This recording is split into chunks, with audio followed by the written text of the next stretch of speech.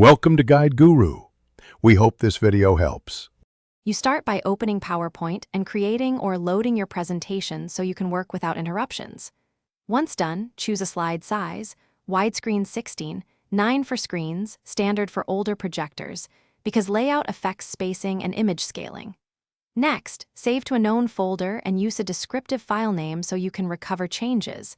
Make sure Auto Recover is on in Options. Finally, pick a theme or blank slide to control fonts and colors consistently across the deck.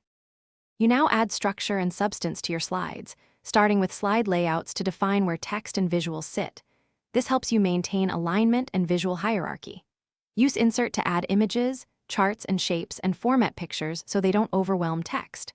Once you have several slides, edit the Slide Master to set global fonts, colors, and logo positions so every new slide conforms.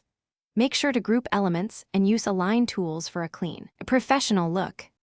You finish by rehearsing and polishing transitions, then preview the full slideshow to confirm timing and readability. Adjust animations so they support rather than distract. Once satisfied, export to PDF for sharing or create a video for unattended playback, and embed fonts to preserve layout on other machines. If something breaks, check for missing fonts or linked images, relink assets, and enable macros only from trusted sources. Finally, save a final.